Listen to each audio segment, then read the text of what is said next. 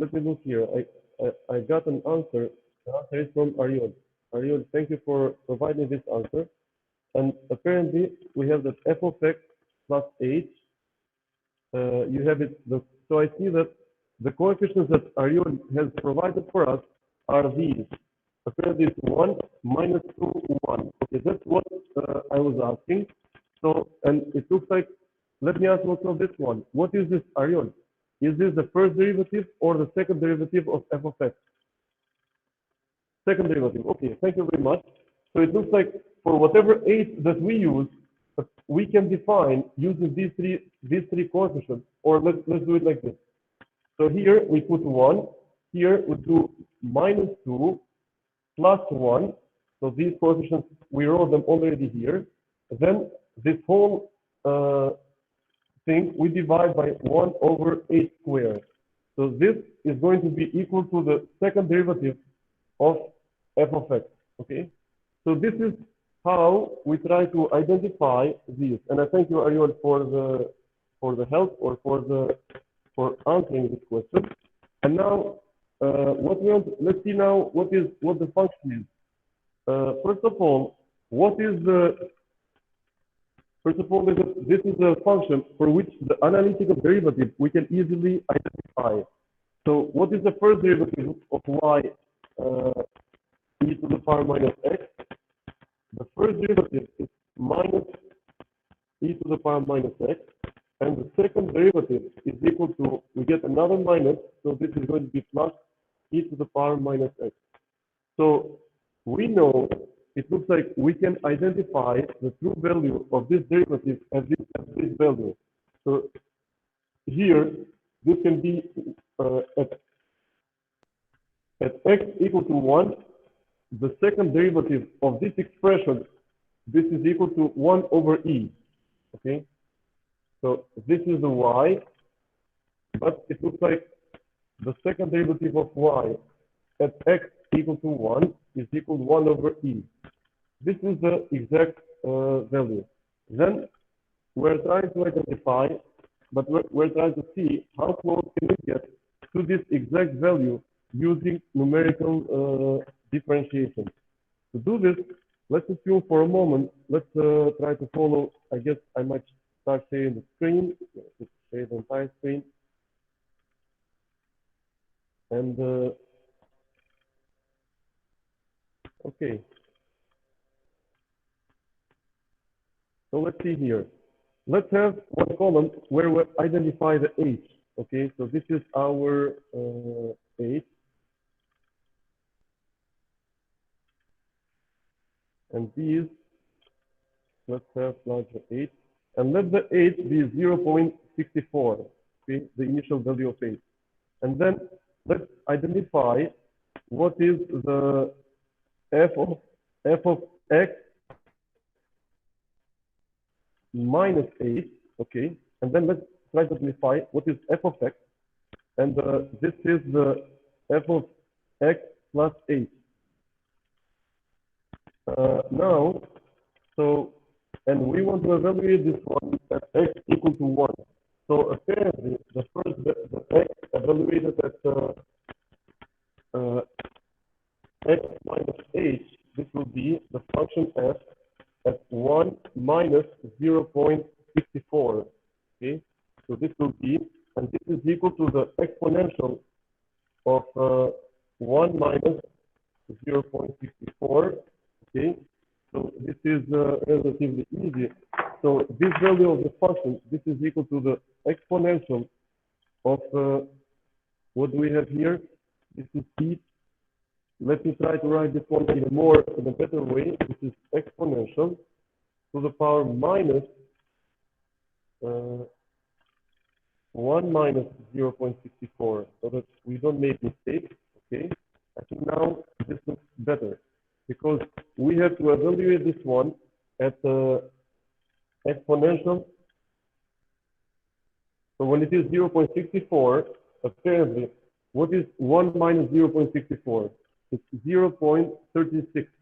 So this is 0.36, and we're going to use this value of 0.36. We're going to use this value which appears to be here, and we have to use, and this value is here, okay? And also, we're going to use this value of 1.54. So these three specific values, which we can see them on the y-axis, I'm trying to draw them in red. We will use these three values to identify what is the second derivative here at this point here, okay? So this is what we are trying to figure out. So it looks like we will have the exponential of minus 1 minus h. Okay, this is our h for now. Okay, so this is the value of the function. Then we can have, this is equal to the exponential of minus, what we are going to use here. This will be the value of x. So this will be 1 forever. Okay, 0.36, that's good. And this will be equal to the exponential of minus 1, which is the point x0 plus 0.64. Okay, so here we have three values, and looking at the values that we have on Excel sheet here, they look like this. For sure, they should be decreasing, and that's what we are seeing. So we are seeing that so they are all smaller than 1 for sure, because the function itself is 1 here. Then, so we got these three values. That's good. And then we need to find what is the second derivative. The second derivative, we can write this one, of x. What is the second derivative? Let's see our expression. The second derivative is f of x minus h. Let's denote this one in yellow, minus twice this other value of f of x, plus this other color, which is in green. So let's follow. This is equal to this value of f of x minus 8 minus 2 times this f of x plus this other value divided by 8 squared. So we divide by this and we divide by this again. So the first approximation that we get for the f of x, this is 0.38. Okay. Now, can you help me? What is the exact value of this derivative? So let's denote here that this f of double x, this is what we are after. Okay, we want to identify this value, and this was the function, and we want the second derivative evaluated here, and the precise value is 1 over e, and 1 over e is exponential of minus 1. Okay. So what is the error? Can you answer here to me? What is the error? Because the exact derivative, in fact, is this one. Because the second derivative of this function evaluated at x equals to 1 is this. So what is the error?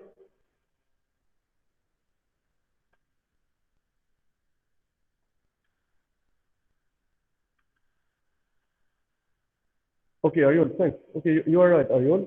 Thank you for the answer. David, thank you very much. If this is the case, I can switch. So how is my voice? Is it work? David, să feedback. Așa că turbo. Then we go back, okay? I just hope that the settings will not mess up too much.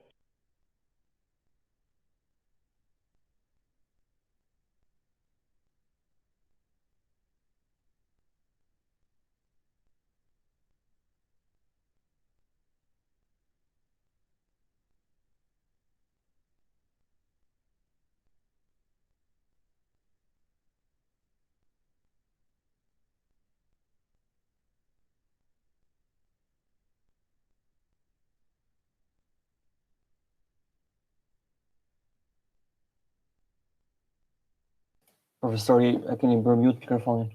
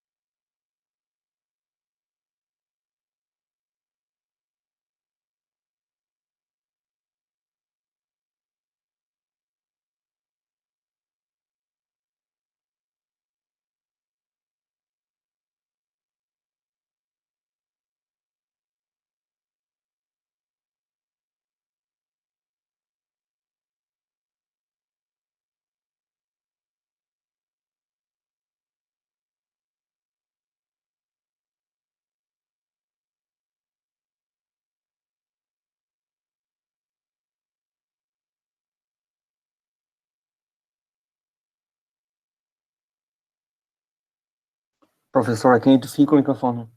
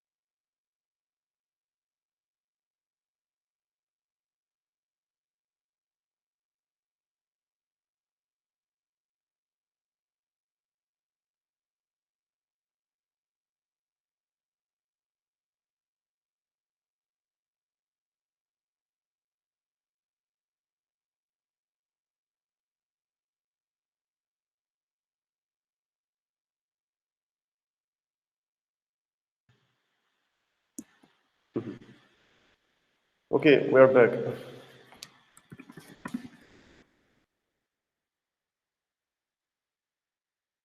Ta shpresoj se më dëgjoni apo jo. Okej, faleminderit.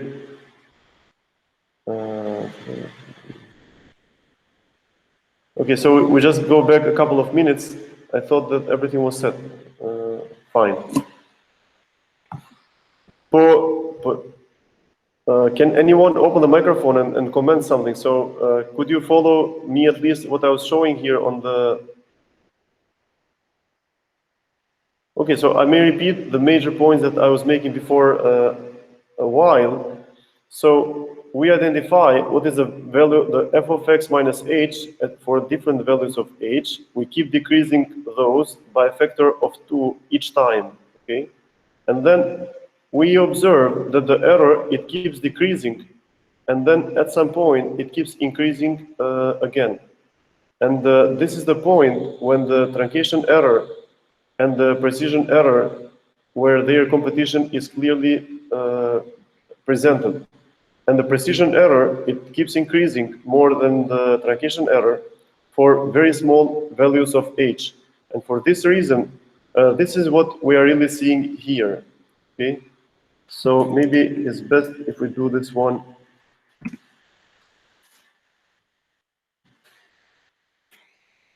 Okay, so this is how the error decreases as we keep decreasing the h, and it increases back up. So, okay, so it looks like we saw how the second order derivative, how we can find it, and how can we calculate the error. Now we have some, let's also add something here, that these errors that we observe here, they are OH squared. Okay, so this is the order of the error. Now, having only these values, we look pretty good. And what can we learn from here? We learn from here that if we want to calculate the numerical derivative for this specific function, the value of h, it should be in this order. Okay, this is almost optimal. So it's something like 10 to the power minus 10 or 10 to the power minus 9. And we can also try to follow it from here. So it looks like we can select some value. So we can keep this h, it looks like it's a good value, or even this one. So these values, this could be considered relatively good values of h. Now, but all of these errors calculated have an error of the order of OH squared. Now here, we can try to use the Richardson extrapolation. If you remember, the Richardson extrapolation, it was a technique where we combine two approximate values, and then the error that is there, we can express the value of the error as a function of. So we find we have a function which is equal to a precise value plus some error of h1. Then we have again the same function which is equal to g2 plus an error of h1 over 2. Okay, so this is what we do. And now this error we can write as a function of these other quantities. So we can write this error as a function of these, and then we can substitute this one. If we substitute this one, we immediately can find the value of the error in the precision of OH to the power to the fourth. But what we should remember is that we used to have coefficients that look like this, 4 over 3 minus 1 over 3, which means that here we can write a new value for the derivative, which is equal to, let me think for a moment, this would be 4 divided by 3 times this better value minus this value divided by 3. So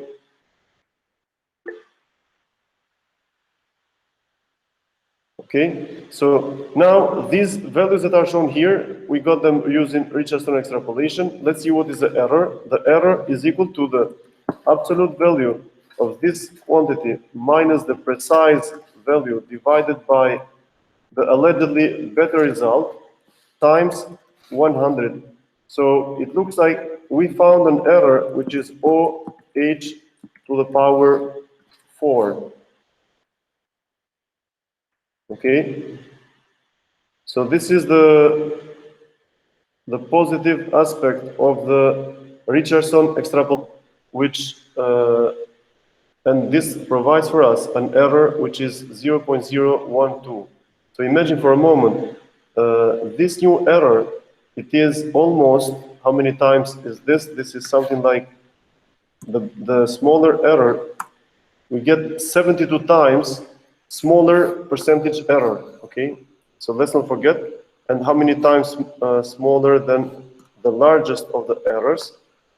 So combining this value with this error, which is shown in yellow, we can get a new result, which is 284 times in percentage smaller than the result here. That's good. Now we can do the same calculation and see how things progress faster. And it looks like for these H's, so here we get the H's we have here, and let's denote this one as H1. H1, this is equal to here, and let's write down a new series of errors, but these errors, they are all OH4. So let's write this one, error question mark 04, and these are here. So, okay, then we can have figure question mark figure 3, we can plot here question mark the H, what did I call this? Was it H1? H1. So let's plot here, not H1, but log question H1. mark question mark Okay. And question log mark error question mark 04. question And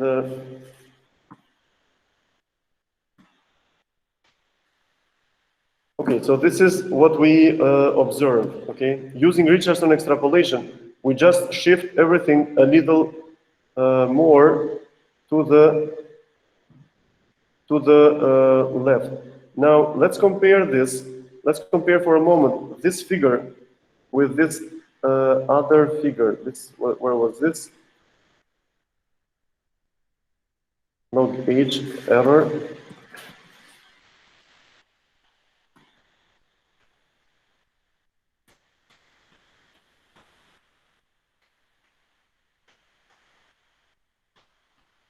question mark question mark question mark question mark Apologies for this.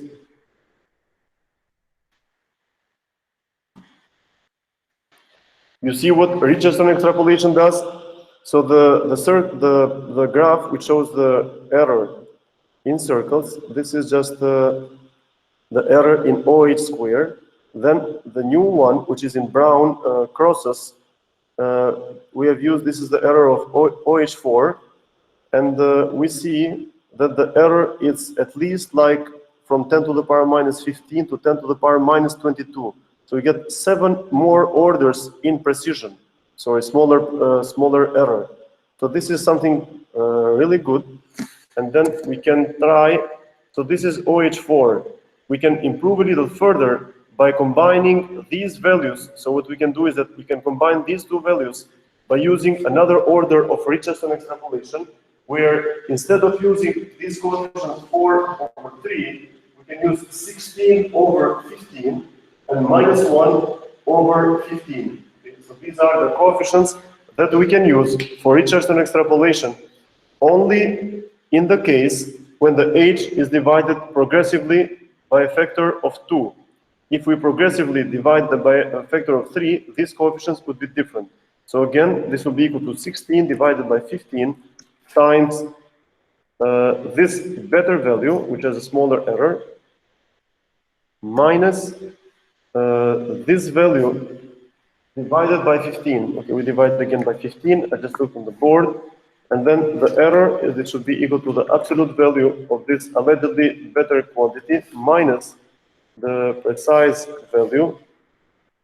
Is there anything we need to do? Divided by this better value multiplied by 100. This is how we calculate the percent error. So with this percent error, we move back here, and we see that these values that we have here, this is OH to the power 6. So now I will not do the next order using the Richardson extrapolation. It is very easy, in fact, because this you're going to use this. Actually, it's so easy that it takes us less than 10 seconds. So this is going to be equal to the coefficients. There will be 16, 32. No, it is 64 over 63, I guess. Let me think. Correct me if I'm wrong, but this is going to be something like 64 divided by 63 times this value minus this value divided by 63, and then this error will be equal to the absolute value of this new result divided in minus this divided by this new value times 100, and we get, you see, we get an error of 4 times 10 to the power minus 10%. Okay, so this is really, really good. And this is the error of the OH to the power 8. Okay. And so this Richardson extrapolation is very powerful. Let's see what we get here. This is H2. And let's go back here. Hide. We can define H2, which is equal here. This is H2, and then this will be the error in the order 0, 6. This is equal to this, and so it looks like we have done a pretty good job even at the very beginning. So what can we do here is that, as we had the previous figure, so we had figure 2. Let's see if we can plot this one on top of that. Hold on. I'm not sure this one, if this one remembers this. Question mark. Question mark. Question.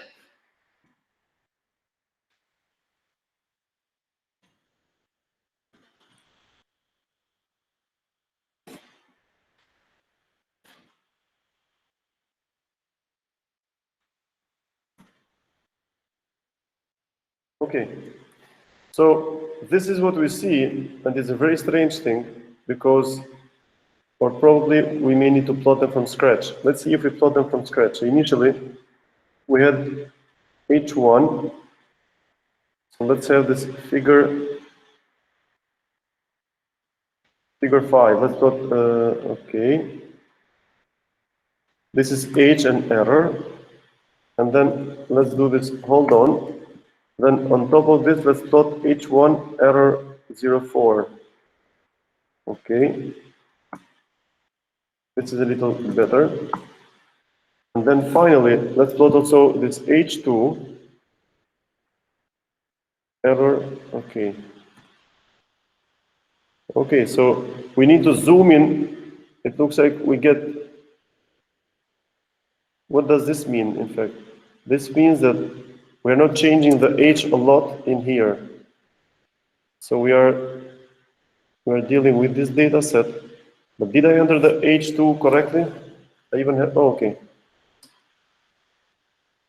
No, oh, okay. My mistake was that H2, I did not enter these values. Sorry, that was a mistake. I entered these results. That's why it's stuck there. But this is a more correct way, and we can fix it. So here we can say that H2 is here. Okay. Then, okay, now forget this one in yellow. So this is OH square. This in crosses, this is OH6. And these other circles, these are OH6, yeah. So the next level of the Richardson extrapolation is this one. So it drops much faster, and the error is much, the percent error is way smaller. So we go down to 10 to the power minus 25 at a very fast rate. Okay, so this was how to use the Richardson extrapolation in numerical differentiation. Now, the next topic that we want to cover is that we are going to go immediately and discuss the numerical, differential equations. So we dealt up so far with numerical differentiation. And now let me see what part of the board we are seeing.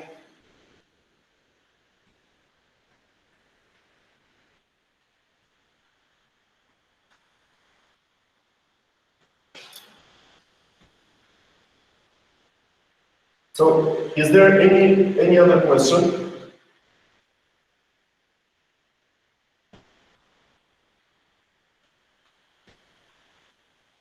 And by the way, this does not have to be the only time that we take the numerical derivative, okay? Just for a moment, I can try to share with you open.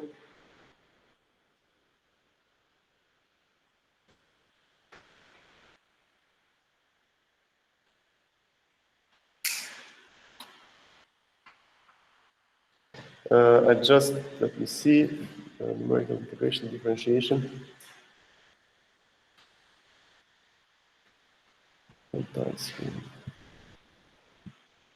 So what we did here together, differential equation.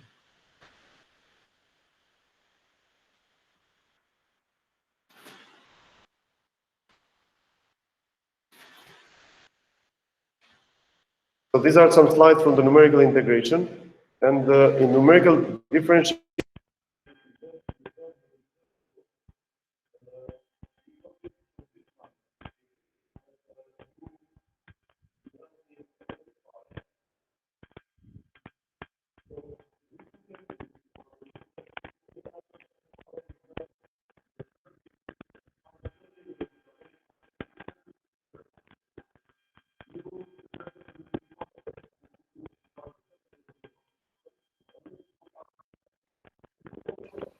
Profesor, nuk dëgjoni mirë.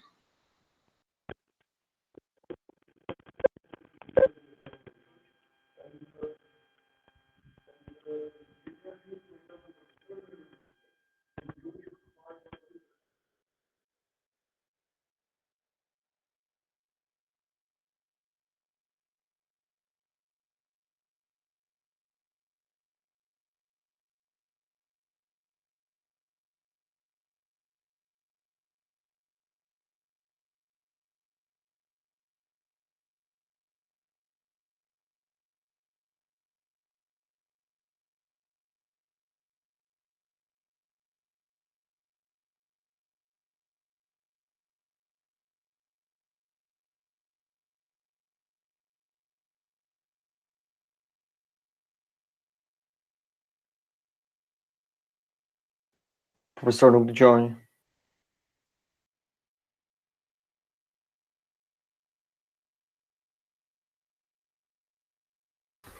Professor?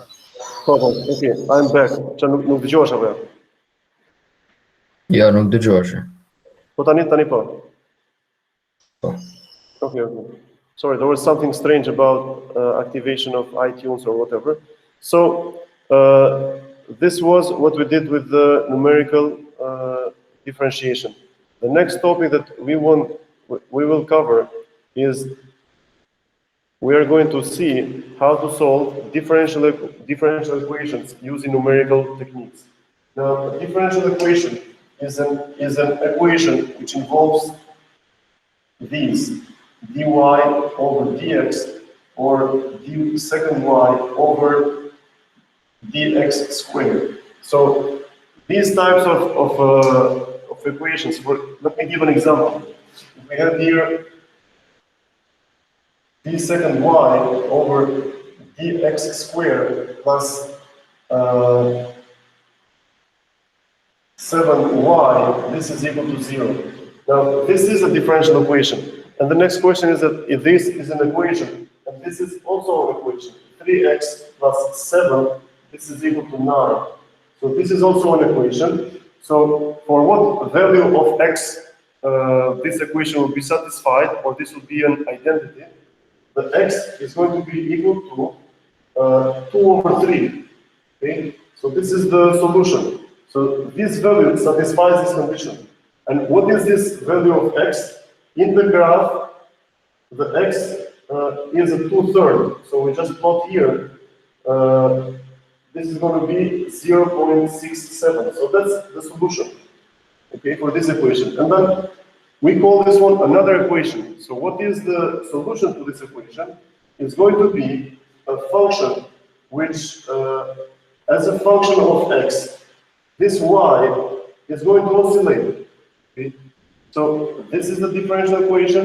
The keyword equation means something is unknown. What is the unknown? The unknown is y, which is as a function of x, which in this case is an oscillatory function. And an oscillatory function, this can be expressed as a linear combination of sines and cosines. So let's write this one: cosine nx plus sine mx. Okay, so this would be the solution. And here we can insert any constant k1 and k2. So this is a traditional solution to these differential equations. Now, whenever we start with differential equations, I'm going to spend a few minutes just to discuss the analytical solution of these types of equations, and then we'll go into the numerical approach. Now, the thing is that these are some differential equations. Unfortunately, for some it will be a fortunate situation, is that this equation, this is seen a lot, like dn over dt, this is equal to mn, okay? So if you get a loan from a bank, it's not a very good situation, because this is how the money that you need to give back to the bank, it exponentially increases. So in this case, the question is, you have amount of money or some quantity which increases exponentially. Maybe viruses might also increase exponentially, and they infect, or the modeling of infections of a disease, it can also be increased exponentially, because some models, they assume that if one person gets the virus, if this person contacts 2 people on average, then you get 2 people next day, then the next day this becomes 4, this becomes 8. So this is an exponential increase of people that might be infected from a specific virus. And these are the same because they're both the solution, for both of them is exponential.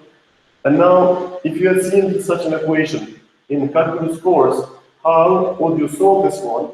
What we can do is that we can separate this equation. And separation, it is defined to keep on one side the n and on the other side t, where t can be the time. So we can multiply on both sides of the equation with dt like this.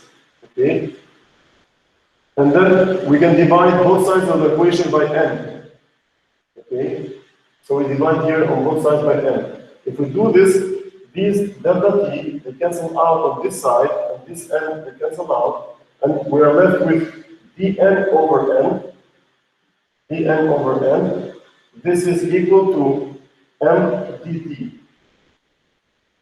And then we can solve this equation because we can integrate both sides, and m is a constant, and the integral of dn over n, this is equal to ln of n. And this ln of n, this is equal to mt plus the constant c1. Okay?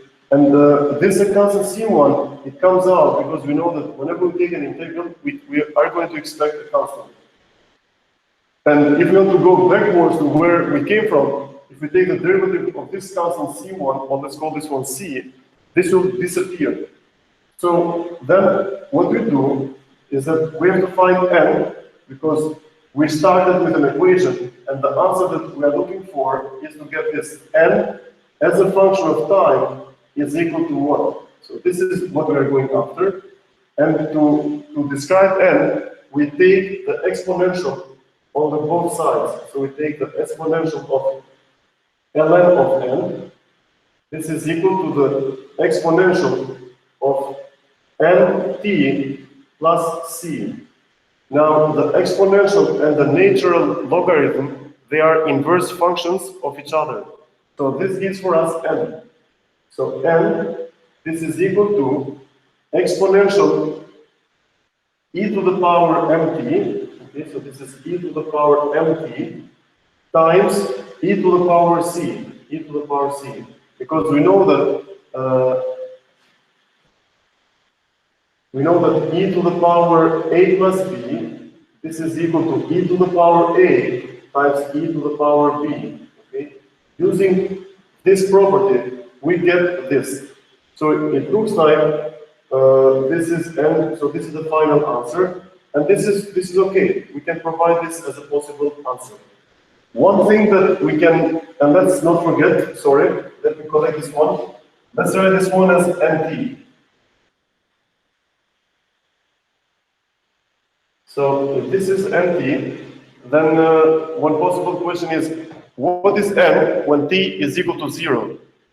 So let's see, what is n? N, when t is equal to 0 at initial time, this will be equal to e to the power m times 0 times e to the power c. Now, e to the power 0 is equal to 1, which means that the n at t equal to 0 is equal to e to the power c. So apparently, this exponential to a constant number is going to be equal to what was the number and at the initial condition. So we can also denote this one as n equal to 0. This is n 0, initial value. So then in this final answer, after which we are going, we can write that this nt is equal to n0 e to the power mt. Okay, so we started with an equation which looked like this, dm over dt. This was equal to mt.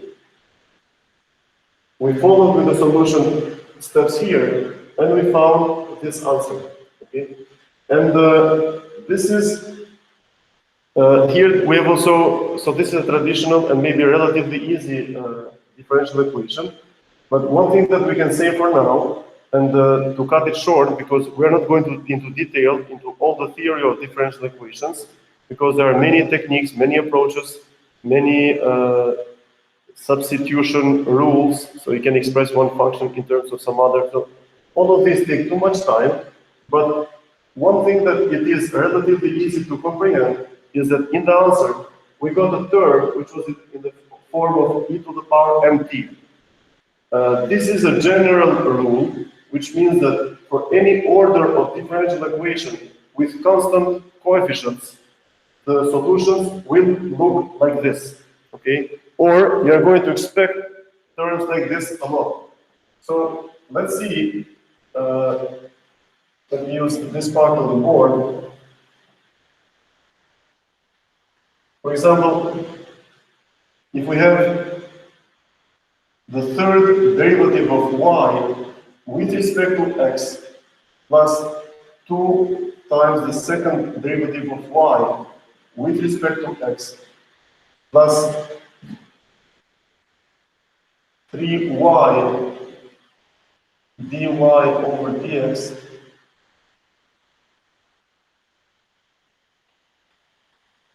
minus 5y, this is equal to 0. Okay, now, is this a different, so what is this? First of all, this is a differential equation. We call this one the third order differential equation because we look at the highest derivative. Okay? This is the third order.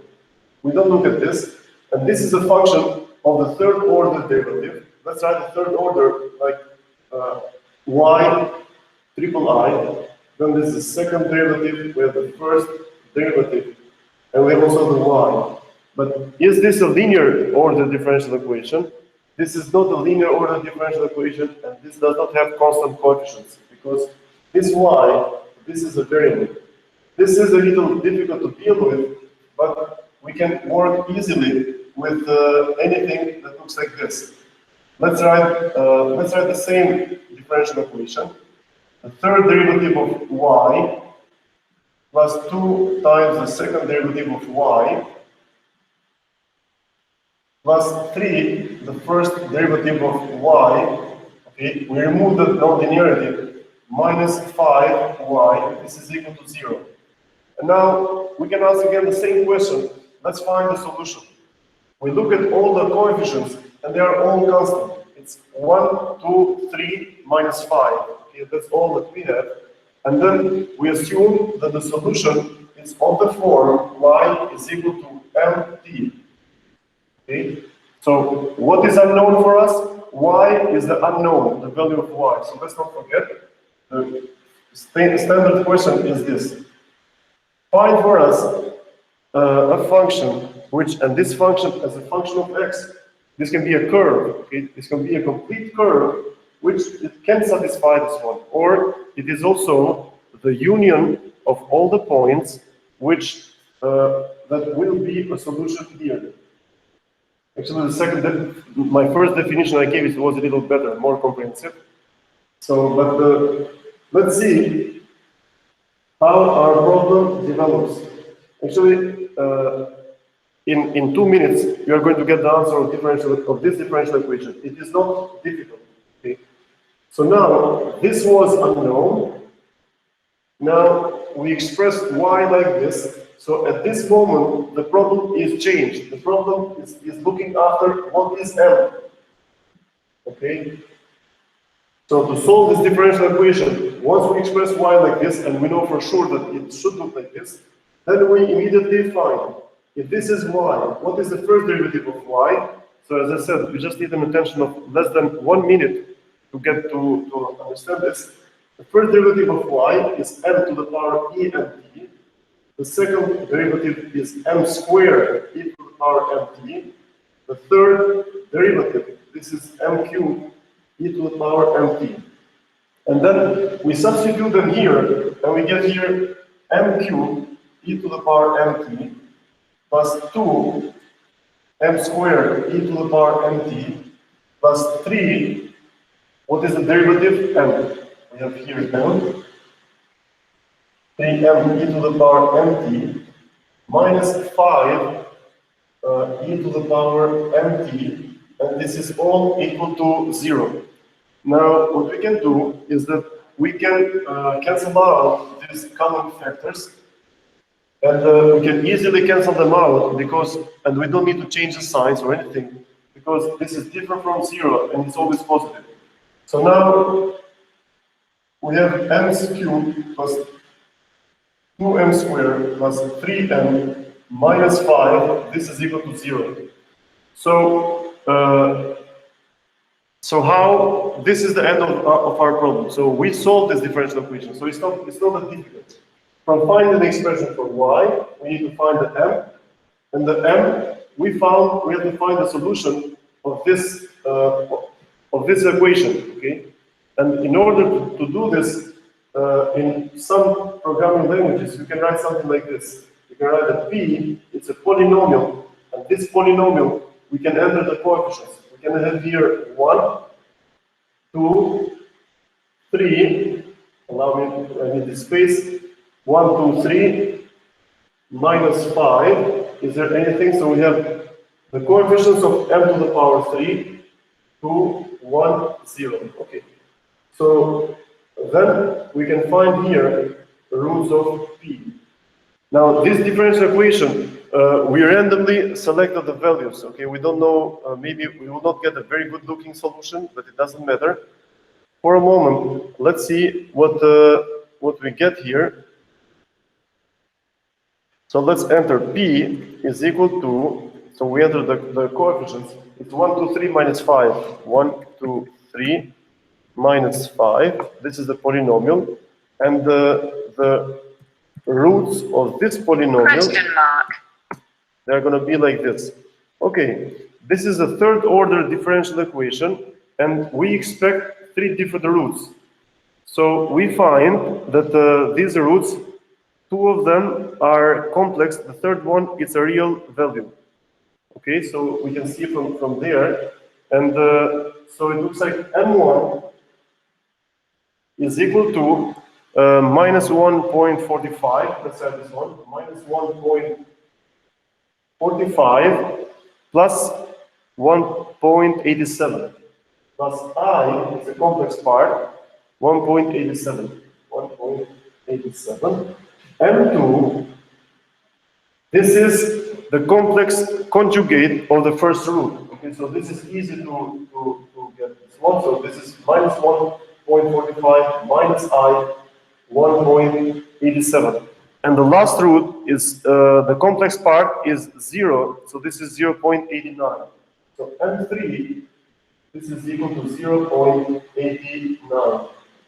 Okay, so that's all that we wanted to see here. So it looks like we did, we found what is what are the roots. So with these roots, this means that the first, we are going to get y1. y1 is equal to e to the power m1, okay? y2 is e to the power m2, and y3 is equal to e to the power m3. Now, these are, let's make an equivalence. If we have a system of equations, if we have, let's say, 4 equations, what equivalence can I make here? Okay, so if you have 4 equations in 4 unknowns, no. If you have 4 unknowns, we need 4 equations, right? A similar equivalence is also here. If we have a differential equation of 3rd order, we can get 3 linearly independent solutions, okay? And this is a 3rd order, we found 3 n's, and for 3 values of n, we can find 3 values of y. Now, this is y1, y2, y3. We can multiply all of these by a coefficient k1. This is another coefficient k2, and this is another coefficient k3, and we can add them together, and this will be the general solution. Now, this analytical, you're not going to solve a lot of analytical solution. In this course, we'll try to solve them numerically, which somehow it removes a lot of difficulty. And using numerical techniques rather than solving them with pen and paper analytically, it's also much better because it's hard to put a number, but more than 95% of the problems, they don't have an analytical solution. They can be solved only with numerical techniques, and a numerical technique, it is equivalent to stating that you have a numerical, these are approximations, okay? Numerical techniques, they are always approximations. We have to be sometimes smart to figure out if the numerical solution, it approaches to some beautiful function. You might need some intuition to see that, but don't feel bad that we are using numerical techniques, because as we said, more than 95%, we can even call them more than 98% of the problems, they don't have analytical solution. One thing that we need to notice now is the following. So for example, this M1, this is equal to e to the power minus 45 plus, so we do the same rule, right? So this is e to the power a plus b. This was equal to e to the power a times e to the power b. So now here we have a coefficient, and then here we have e to the power I 1.87. Now there is another important rule which is called the Euler identity. And Euler identity, a French mathematician, he wrote that e to the power I theta, this is equal to cosine theta plus I sine theta, and from here we can say that this y1, it can be written as e to the power minus 1.45 times cosine of 1.87 plus I sine 1.87. Now, this is the most, probably, let's say, the most difficult part of differential equations. If we're trying to solve this one, if we're trying to solve these using analytical approach. Now, this is the case, this is what we get. But at this point, probably it's best if we stop discussing any more the analytical solution.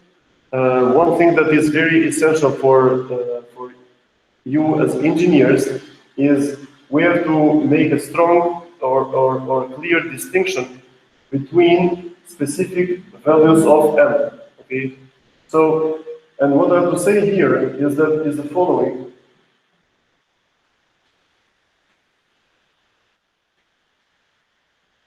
So if we have an m, which is, let's say, if m is any number, any real number, positive real number, plus, let's say m is k, where k is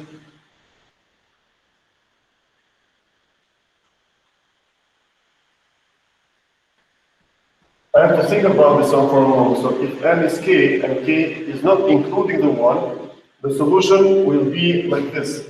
Y is equal to power k, and this one, and this is kx, this is an exponentially increasing function, okay? So this is something which, it can be exponentially increasing, but it's a function which is not bounded, or it's a function which probably in everyday's life, it doesn't make much sense, because exponentially increasing quantities, they don't represent something, it will always have a boundary, okay?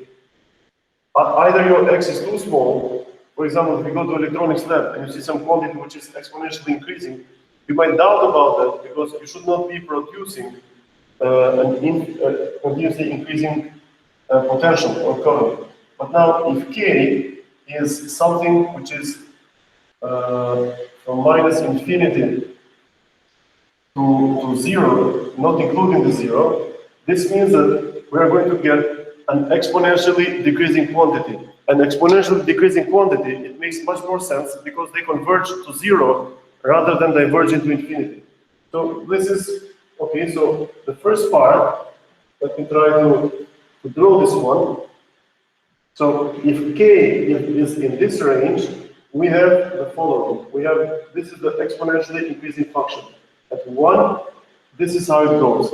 When k is a negative value, then the solution goes like this, and as x is increasing, this converges to 0. So somehow, we can say that this is a better, because conversion to 0 is something which is good. But diversion to infinity, divergences, we cannot give a precise meaning to those.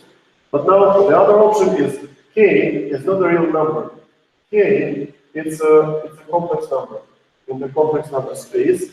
In this case, we don't have an exponentially increasing or exponentially decreasing, but we have an oscillatory solution.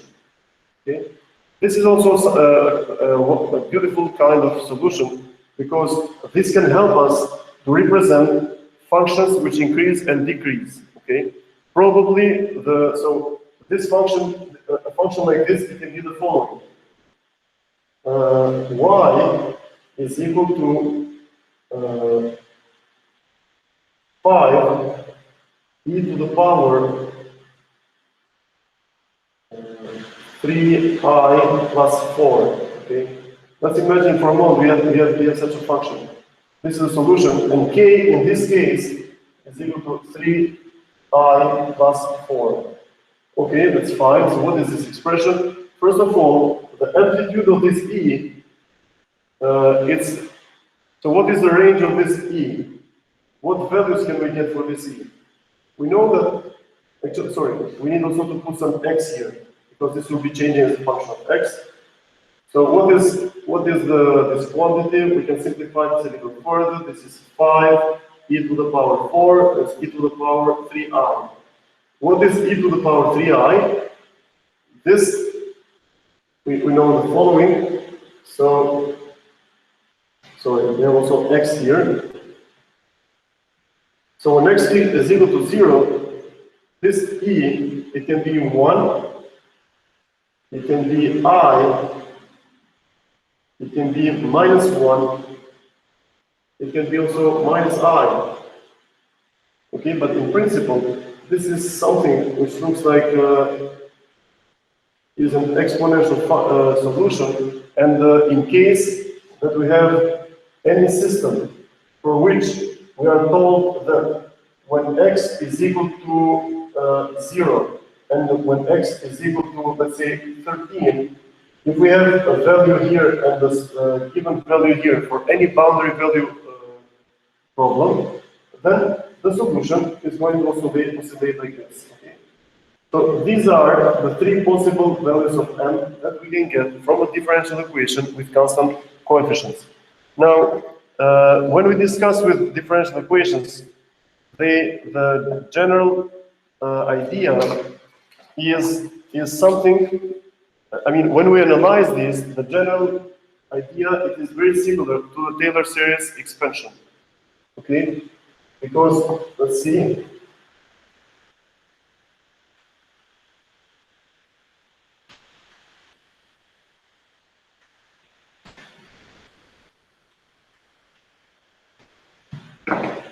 So any differential equation is expressed in the first order, it's expressed like this. dy over dt, this is equal to a function f of t and y. Okay? Now, I can draw this in red just for a moment. This y, it can be a vector. Okay, y, it does not have to be a single value, and with a vector, we mean the following. So let's imagine for a moment, we can have two variables, and this y, this can have variable x1 and x2. Okay, so, but we can skip this one for a moment, and or we can either we forget this vector notation, or we erase it right away, because we want to make another more simpler case. So this is dy over dt. This is equal to a function of fty, and when we try to solve this one, the solution to this one will be the following. The derivative is always written as this is y evaluated at tn plus 1 minus the y evaluated at tn over tn plus 1 minus tn. Okay. So for any function which that we move in time, we are given that. So this can be tn, and this can be the other value tn plus 1. So, and now the question is, how can we find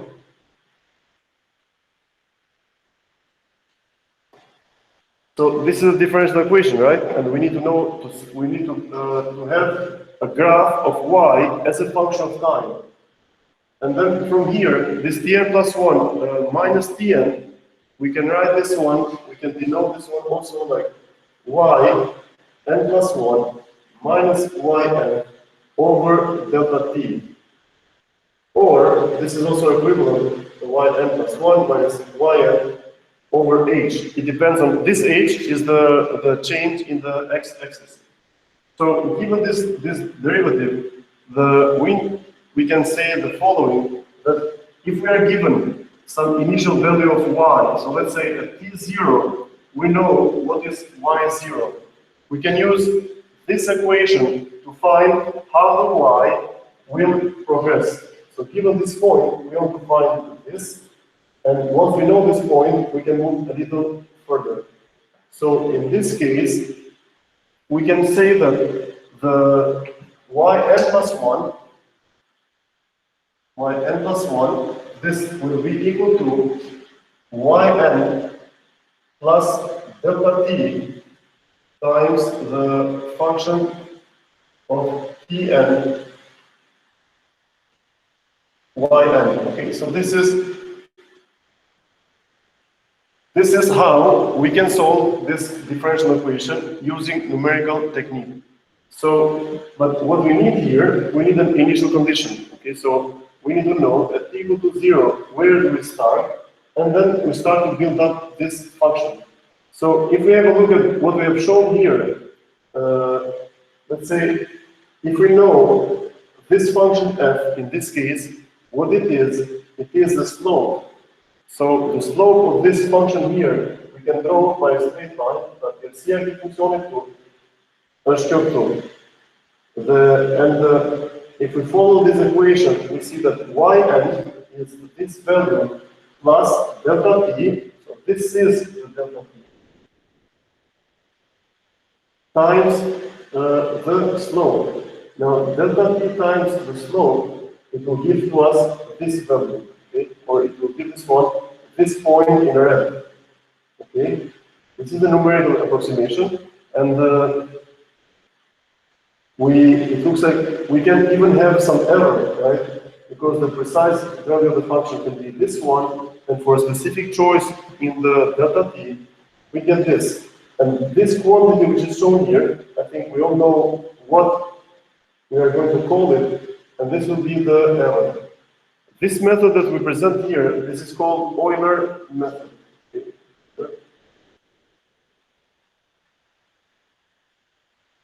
Calling it Euler Method is enough because it has also a couple of other names like Euler, Cauchy method, and some reference point method, but anyway, this is enough as a terminology that we can call it this way.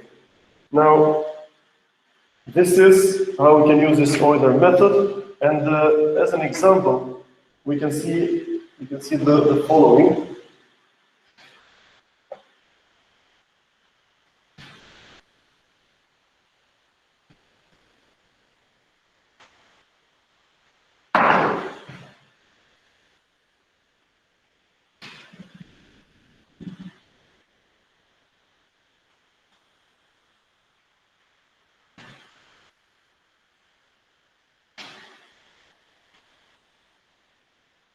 So let's assume that the derivative of y is equal to 4 e to the power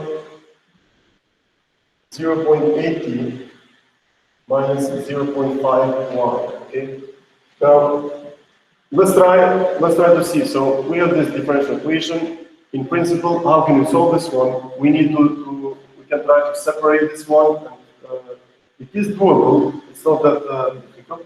But let's say that we calculate this one, and y as a function of t, the solution of this differential equation. And in order to do this one is that we can multiply both sides by delta t, so we take this delta t away. But then here we'll have a term where they will be linked together.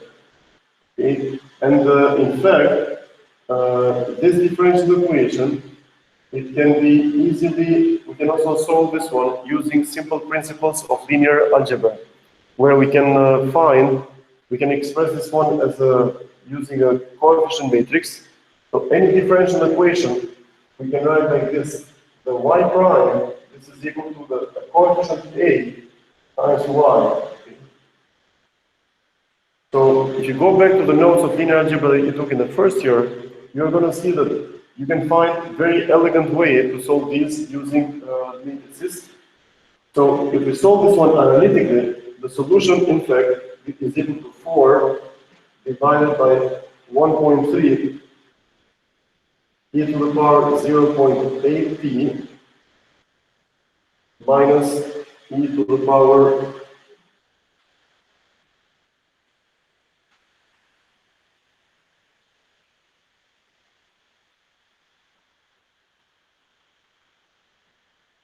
Okay, so this is it. Now we want to use this technique. Okay, we want to use this technique, but we know the t is from 0 to 4.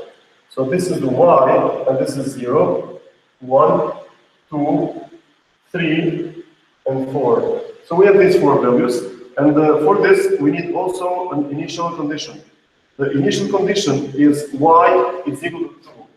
So I see initial condition, y at t equal to 0, this is equal to 2. Which means that we come here, and if this is 1, this is 2. So the initial point is right here.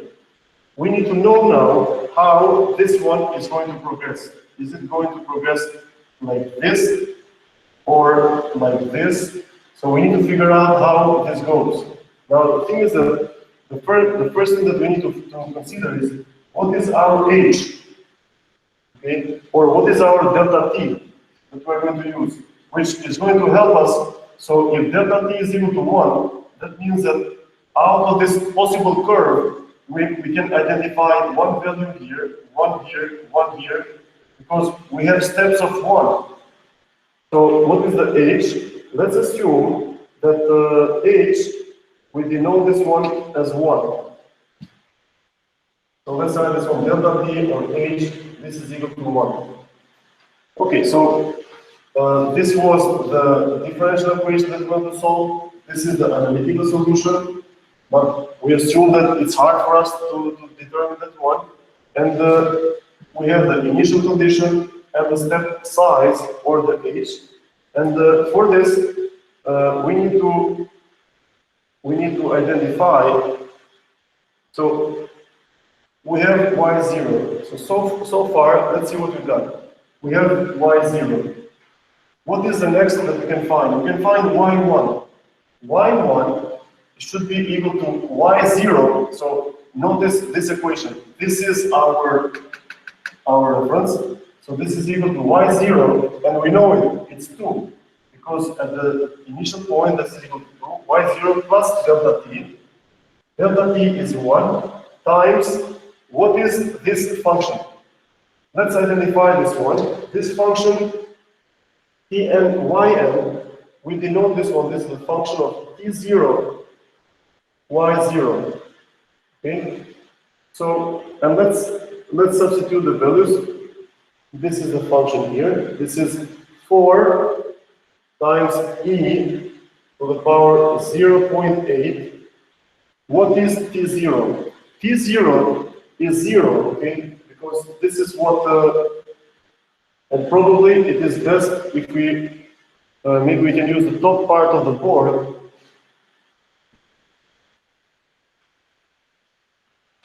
So we have, this is the T, and this is the Yn. So initially, at t equal to 0, this is equal to 2, okay? So in this expression, we are going to use, so n, this is n is equal to, where does the n start from? Let's say that n starts from 0. So the initial value, then we need to find for n equal to 1, that means that this is equal to y0, which is 2, so we can follow this 2 plus 1 times this function. This function, we need to evaluate it at these two specific values, 0 and 2. So we move on here and we say 4 times e to the power 0.8 times t times 0. Okay, we substituted one of the values, minus 0.5 times y0 times 2. Okay, and this is equal to e to the power 0, it's 1. So this is equal to 4 minus 1, this is equal to 3. Okay? So this is like this. y1 is equal to y0 plus 1 times 3. So this is equal to 5.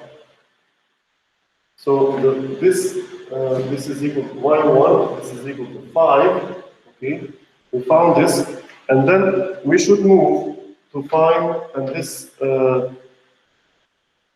is y is equal to 1, and time, this is equal to 1 in the second step.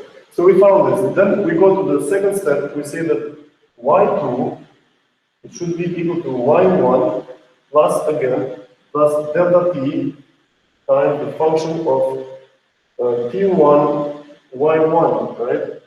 So what is y1? It's 5. So this is 5 plus 1 times. What is this function? So let's write this function again.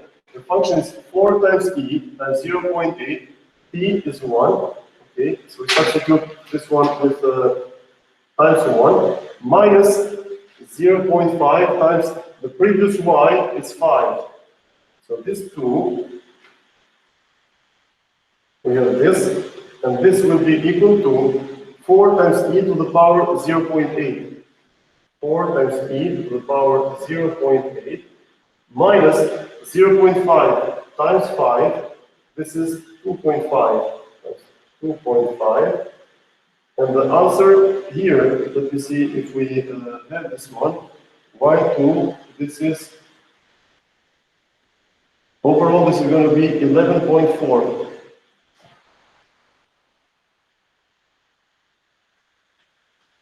So after we substitute everything, so this is this expression, this is going to be 11.4. So we move on like this, the t, this is equal to 2, and so on. Then we move to the next step, we'll have that y3 will be a function of these. And this is how we find the solution. If we try to draw this, we can try to do that. Apparently we have 0.0215. And if we move like this step by step, we get the following values: 11.4, 25.5,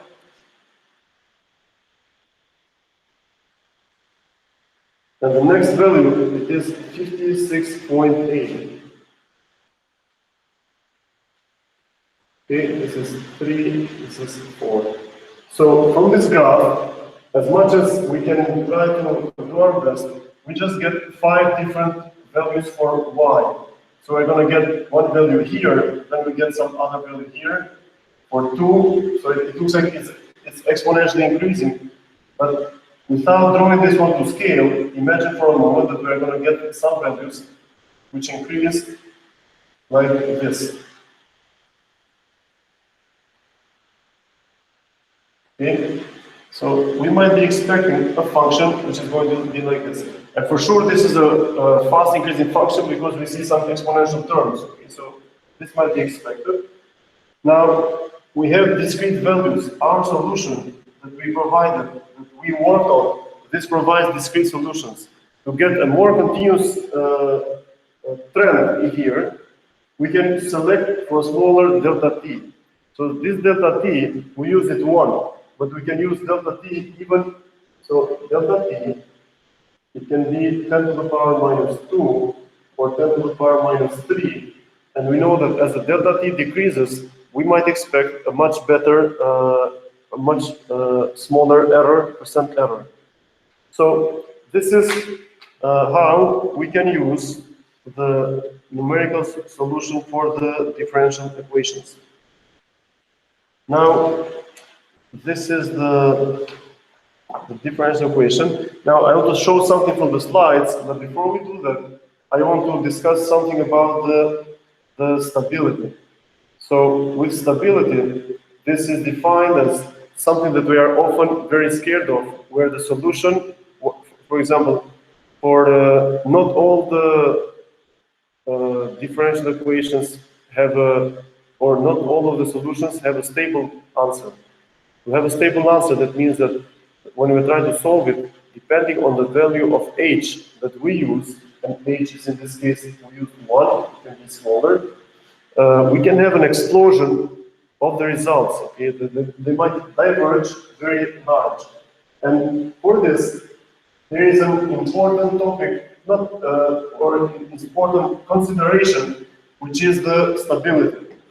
And stability, at least we talk about the stability of Euler Method, for stability e Euler. Now, let's assume that dy over dt is equal to minus a1. Okay, so here we have a differential equation. Now, the analytical solution, we know what the analytical solution of this problem looks like. And it's something like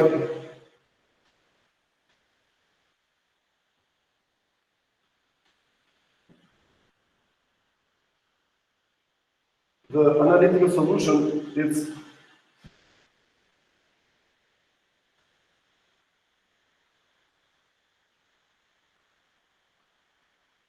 okay, so this is this one.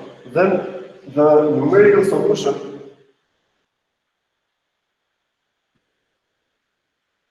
we can say that yn plus 1 is equal to yn plus delta t, okay, times times the function plus delta t,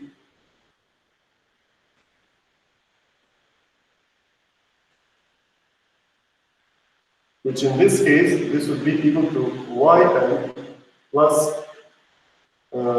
h, delta t or h times minus ay. Okay, so this is how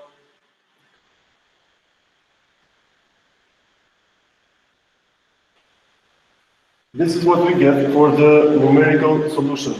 And in here,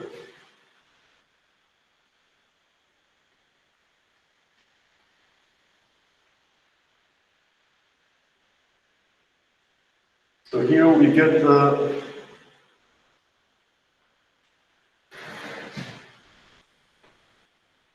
this is also yn, and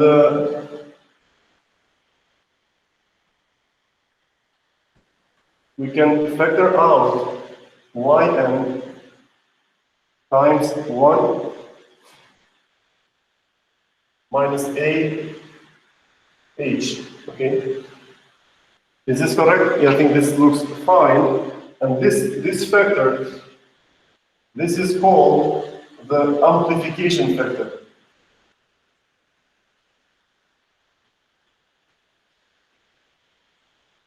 So this is the amplification factor, and now comes the condition. If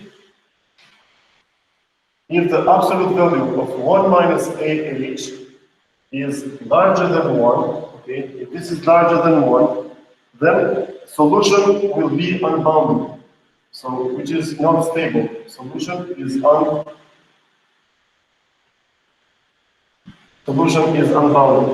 Then from here, just by looking at this factor, we can try to determine what should be or what can be the value of h. Now, if this is the absolute value and we want, let's say that to have a stable solution, we want this one smaller than 1. So then we can say 1 minus AH is smaller than 1, is larger than minus 1. Okay? So this is unbounded, but let me write the second case. 1 minus AH smaller than 1. Let me write this one, we are good. Okay? I'm not so if the absolute value of 1 minus AH is smaller than 1, this is good. This is bad.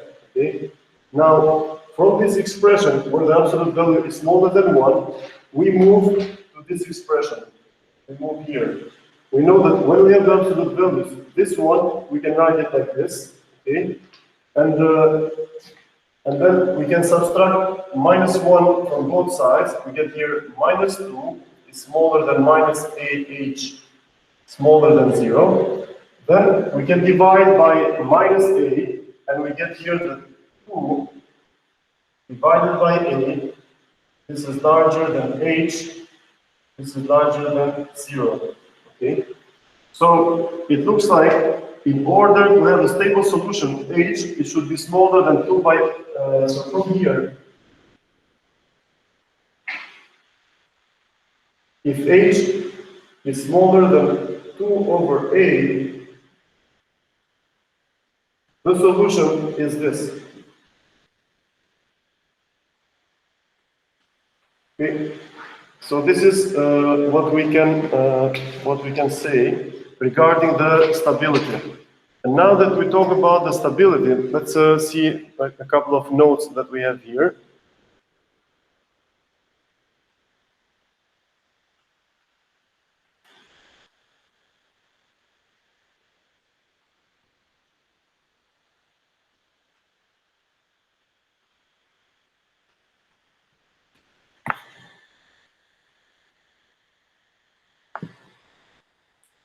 So we are dealing with differential equations. If we have the examples that we covered so far in the board, we had one independent variable. So y is a function of x. That means that y is dependent and x is independent. If we have one independent variable, we call this one ordinary differential equation. If you have two or more independent variables, we have partial differential equation. So if y is a function of x and is a function also of t, this makes it a partial differential equation. The definition of the functions that we discussed so far, they're written like dy over dt. This is a function of t and y. We covered at least one example regarding this. And we say that the new value is equal to the old value plus the slope times the step size. So this is what we are using.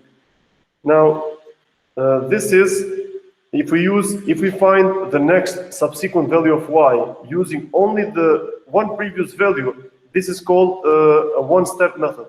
Imagine for a moment, we start from y0, we use only this to get y1, we use only y1 to get y2, but if we find y3 using 3 previous values, we might get a better approximation of the y, and this would be called like a multi-step method. So if any y is a function of a single other previous y, is one-step method. But if the new value of y, it depends on 2 or more points, this is called a multi-step. We are going to use the multi-step techniques for, and we'll see those. And this is the Euler method that we discussed. So if we use the slope, we have the function in blue, but if we use the slope or the formulas which are written on top, the predicted value or the numerical value, it has an error from the true value, which is shown in the figure. Now, we can use what we wrote so far. We can, so this function that we have here, we can write a code about this. And if you see here, we can write the Euler ordinary differential equation.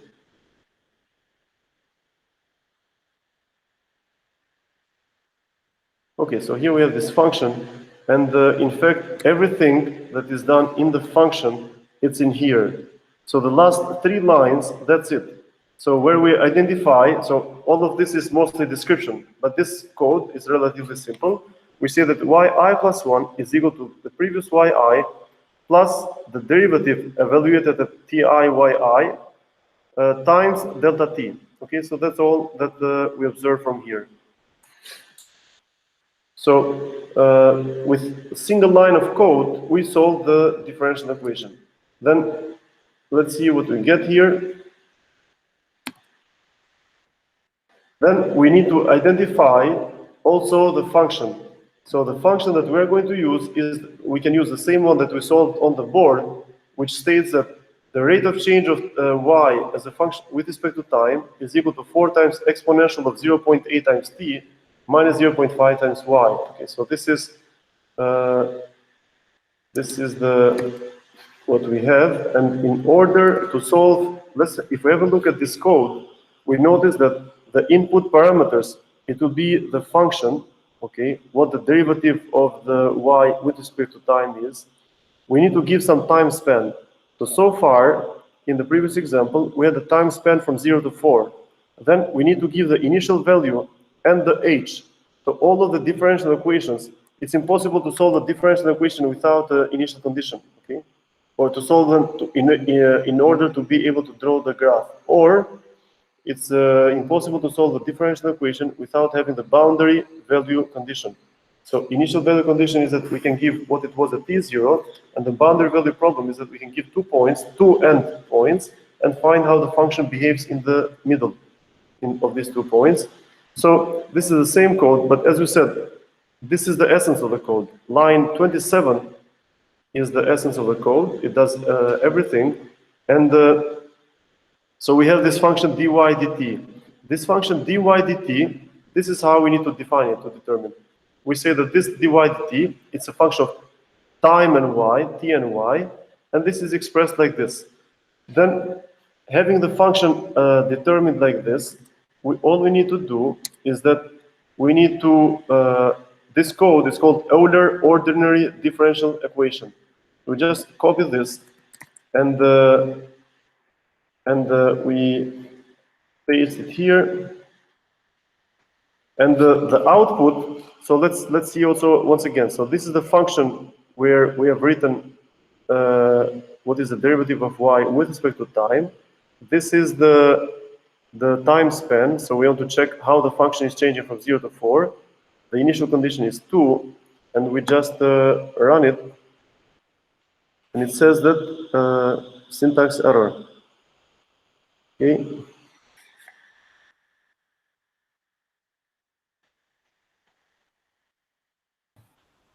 Po funksioni kjo e lexon direkt se e ka aty në list.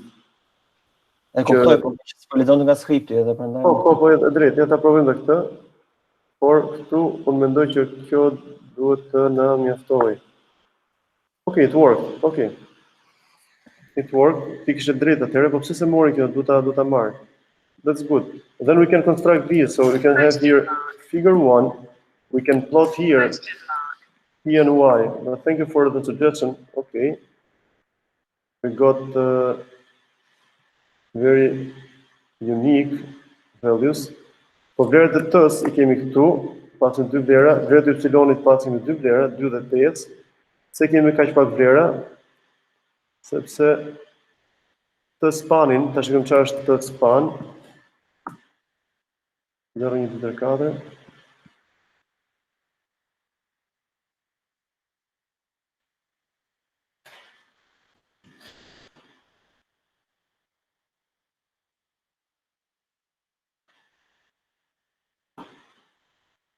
Okay, it worked. Pa kishe të drejtë. So for T2, then T2 we signed, this was 2, this was 1. So let's say this one 0.1, and let's denote that this is T1, Y1. And we plot this again.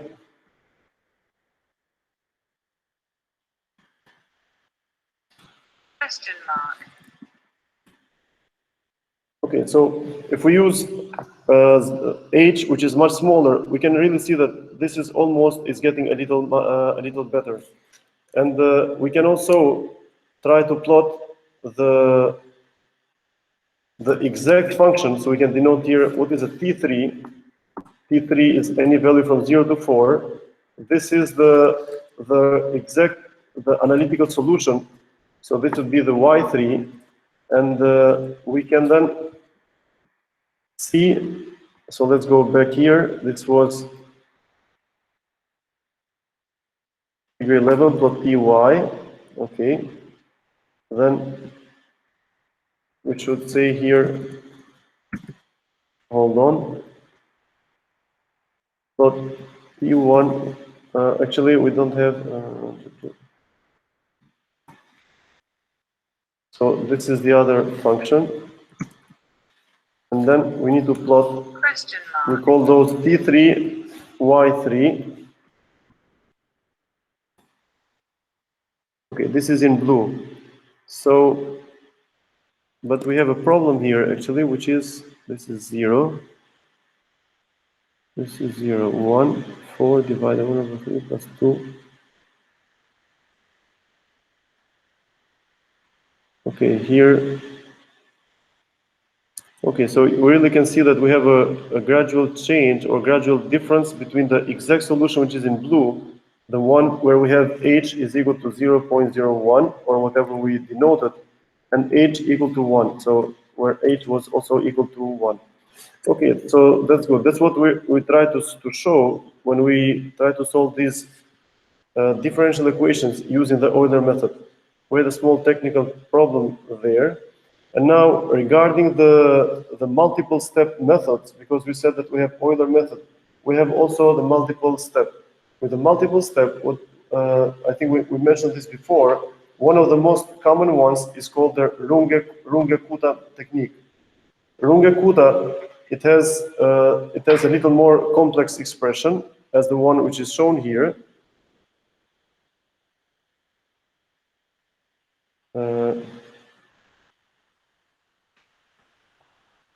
So Runge-Kutta, we see that the next y, value of y, is expressed as a function of the previous value of y1 by having a relatively long calculation when we find all of these coefficients, k1, k2, k3, and k4. We can solve an example, actually solving this one on the board, where we use H steps, which are very large. But rather than going with that, what I can probably we can try to solve this one initially to implement this one here on MATLAB or on Octave, and we can explain this one later on the board. So let's assume that we have a function. Let me find what these equations are. So this is we have the differential equation which expresses the free fall of an object. And what we see here, we see in fact that we have this equation. If you see this dy is 9.81, which is a gravitational constant, minus 0.25. So this gravitational constant, this has units of meter per second square. Okay, if you remember a little bit from the mechanics that you covered in the first year. So this is acceleration, and here, this is I think this is velocity square. So dy, let me think for a moment. This is yes. Let me write the equations on the board.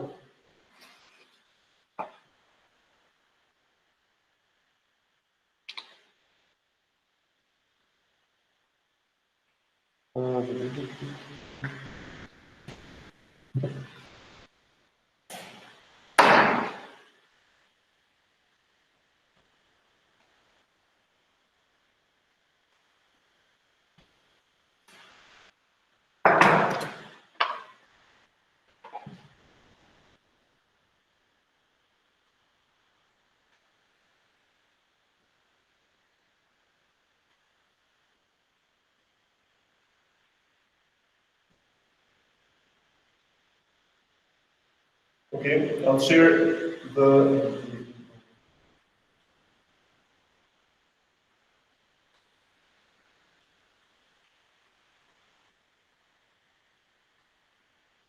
Professor, goedemorgen.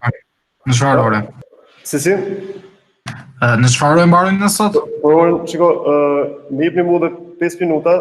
I think we'll give a break in 5 or 10 minutes, okay? At most in 5. Okay? So let's see. So what we have here in this, let's assume that we have a problem that we can define like this. You are presenting, stop presenting. So for a moment, the problem that we can see next is the following. We have a system, or we have a free fall motion for which we can identify the following equations. So we have here the rate of change of x with respect to time. This is equal to the velocity. And then the rate of change of velocity with respect to time is equal to the acceleration plus some other terms. And for this system that we want to solve, this is even considered a system of equations, because we have now this problem can be seen as a system of equations because we have two subsequent derivatives, but at the same time, this is also equivalent to stating that this dx, so these two, this is equivalent to stating this. The second derivative of x with respect to time, this is equal to g minus cd over mass times b squared. In fact, let me repeat myself. The equations that we need to solve, in fact, is this one. But a second order derivative, a second order differential equation, it can be written iteratively as two differential equations of the first order. Okay, so this is the little trick. Similarly, if we have a differential equation of third order, we can describe this one iteratively with three differential equations of the first order. So we define the first one, then we take the derivative of that, and then we take the derivative of that. I guess it should be clear that these two are equivalent to this. Okay, just that when we define the problem like this, we have, since this is a system of equations, then we have a vector y. If you remember, before we said that we had the derivative of y with respect to x or whatever. This y was a vector, and at this moment, this y is a vector. This is over time. This is x, and velocity. Okay, so this is our vector that we mentioned before. So we can take the derivative of, yeah. So it looks like for a moment, this vector y, this is equal to xv, and we have also that y1 is equal to x, and y2 is equal to velocity. Okay, or equivalent to the first derivative of x. So this is the notation, but a more detailed. I'll record something, but in the next session we can explain this one in more detail, how we describe higher order differential equations in terms of lower ones. But in principle, what we're going to show right now is just this equation, which is shown. So I guess, let me see if there is any other important note that I might have to include.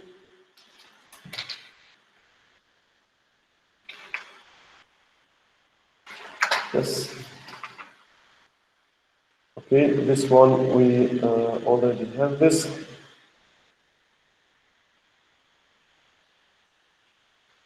Yeah. So let me, this is V.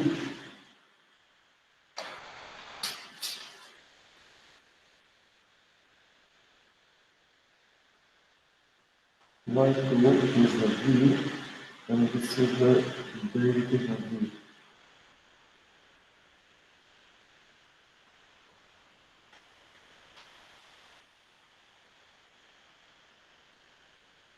Imagine for a moment, so the vector which holds on the variables is this. Y is x and v, okay? What is the derivative of y? The derivative of y, it will be this. It will be the derivative of x, and with x dot, we denote the rate of change of x with respect to time. And the y dot, we denote the first derivative of, let's v dot, that will be the first derivative of velocity with respect to time, which is also equal to the x double dot, the second derivative of x. We know how velocity and x are related, but if the variables with which we are dealing are x and y, then imagine for a moment that the derivative of y, it will be x dot v dot, okay? Now, x dot, what is x dot is equal to v, right? So we can write this one also like v. And v dot, what is v dot? Just of derivative species, so this is g minus c over m, where m is the mass, times v squared, okay? So, and we're just trying to write down here. Let me see what part of the board you can notice. So, allow me to write this one here. So again, this y dot, this is equal, it's a matrix which is 2 rows, 1 column, and the first row, it is the velocity.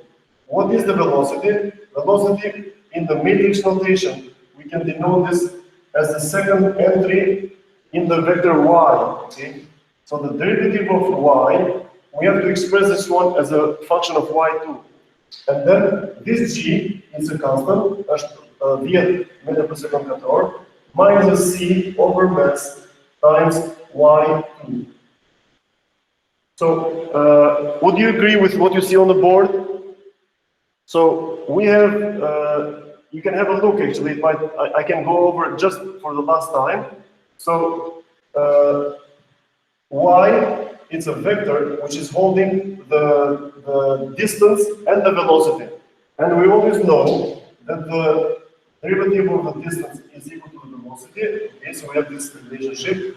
And then from here we get this x prime and the v prime. And then x prime is the velocity. And v prime, we see what is the derivative of v prime. Is the derivative of v with respect to time. Sorry, this is v prime.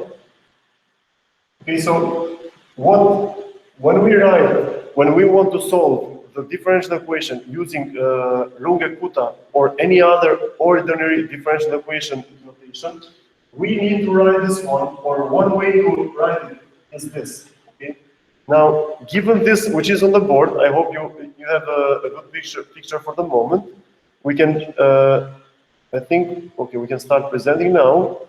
So what you saw on the board, and we just needed to go over this one just for a moment, is what we see here in this code. So we can state that, so that differential equation or that system of differential equations, here we have it. y2, this is the velocity, and this other expression is the derivative of the velocity or is the acceleration. This is dy. Now, with this dy and the y, as we try to explain them on the board, we want to solve the system of differential equations using a method. Let's see if we have the slide. So let's define what is a t-span. Let's have actually clear all. So this is t-span. It's a set of 3 values. And we want to use, let's hope that we are a little more successful than the previous time.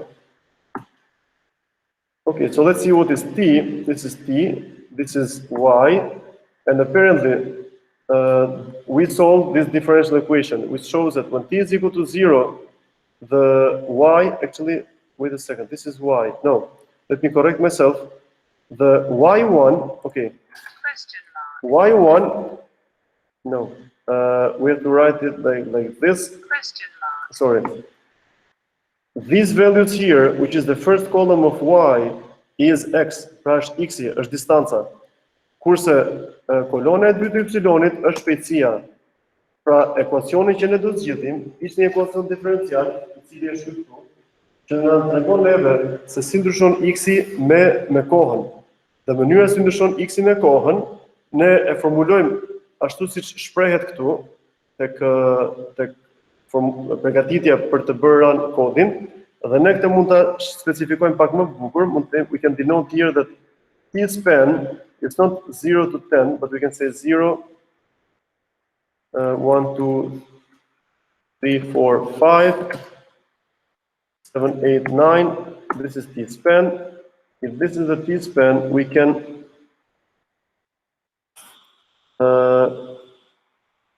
wait a second, so let me see this Runge Kuta, how we run it.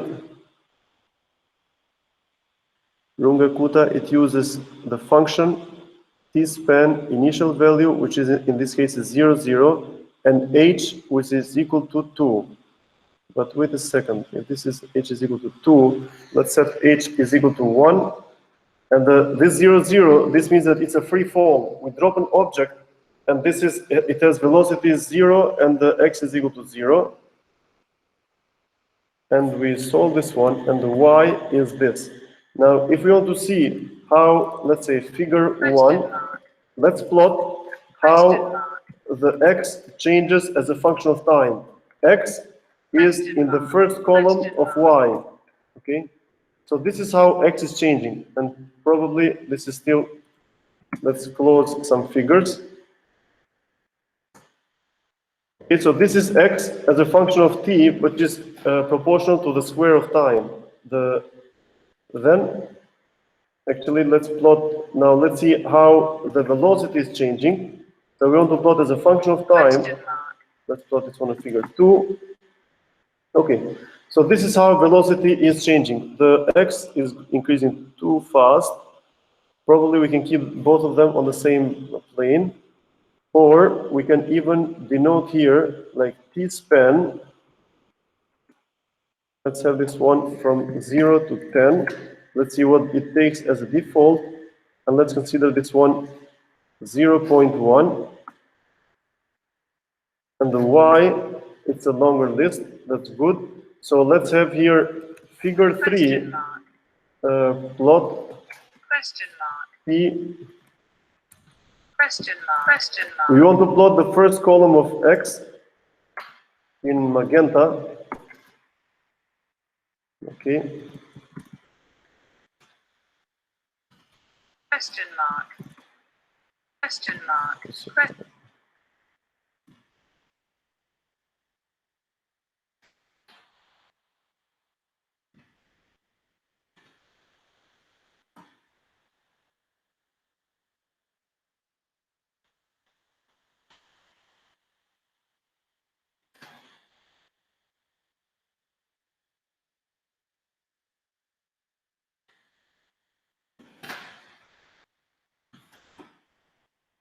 Okay. So anyway, so what we did here, we just solved numerically what the x should be. In fact, for this type of problem, it's easy even to solve this one analytically. But we wanted to test how we do this numerically. And the tricky part, as we try to explain this one on the board, was how to reformulate a second-order derivative, a second-order differential equation as a system of two first-order ones. Now, for what we did so far, do you have any question?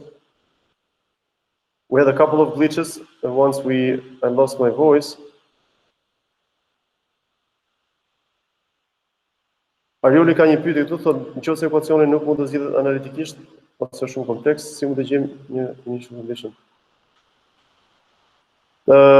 If we don't have, well, how can you find an initial condition? Well, to get an initial condition, we need to have some knowledge about the system, what the system is, and then we go after it, okay? It's difficult to find the initial condition if we don't know much about the system. Or, oh, okay, but here we have an important issue, important case, which is also related with some of the homeworks that you are assigned. When we solve differential equations, sometimes we do not even find a solution at all, okay? So it might be a little tricky when you're trying to, for example, I think some of you had the homework where you had to check the stability of an oscillator, and there you notice that if you try to solve the system going clockwise or counterclockwise, some of you might notice that one way or the other, it results into having a stable solution versus having a non-stable solution, okay? Now, and in the homework, for anyone who has the problem of the to check the stability of an oscillator, please, you can change the initial conditions that are already given, change them in the domain of x and y, change those values and see whether you get a stable solution or not. And it will be a good exercise. And when you change the initial condition, try to change also the value of mu. So I'm going to write it here. This mu, when that one was equal to 0, there was a special case which I hope some of you have figured it out, okay? And if you plot the path, the x and y of the path of the oscillator, it's something like you are looking at the oscillator from the top, okay? And I also, yes, it's harmonic, that's good. It's harmonic and it's an oscillator which moves in a pure circle, okay? And the figure is a circle where y max is equal to x max, that's correct? So, yeah, you change the value of y, so mu, and set it equal to 0, and see what you get, okay? And change the initial values. For mu equal to 0, you don't, most probably, you're going to get a stable solution and a pure circular path. But when mu is different from 0, you might get some problems, which might even result into having a stable solution going clockwise or having an unstable solution going the other way. Any other question? Professor, ne keni kontrolluar projektet? If you have no question, we can give a break for now. And if you have any further questions regarding the homeworks, you can always contact me later. But regarding the homework, I can say that, especially again, allow me to say a couple more sentences regarding the. Wait a second, we are presenting. We don't need to present anymore. So, in the problem of the stability of the oscillator, you have. Let me see. You can set the maximum amount of time. Okay, you can change the time. If you set the time too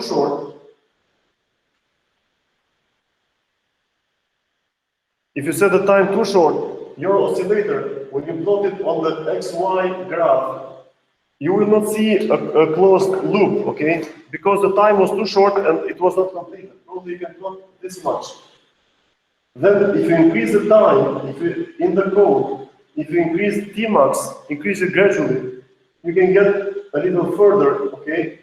And you might be stuck somewhere. Then at one instant, you're going to see that your loop will be completed. If your loop is completed, what you can do then is find the length of the path, okay, using numerical integration. So those ds, so you have the x and y. You have the x and y, or you have the dx and the dy's, and then you can find what is the length of the path of the oscillator, which is going to be equal to the square root of dx squared plus dy squared. Okay, and this is ds, and then you can say that s is equal to s plus ds inside the for loop, where and also monitor in the solution, please. You can also monitor the outputs. I think the output is x and y the same way that we presented here, the output for x and y, which were the velocity and the distance. Okay, so spend some time with looking at the solutions that you are provided, and as we said, those values that will be as a solution for you, you can use to find the length of the path. The path is not always symmetric. Sometimes it was some strange shape, but I hope you can work it out. Okay, for now we can give a break, and I hope we'll see you in the next session. The questions, we can receive them also by email, and see you in this next session.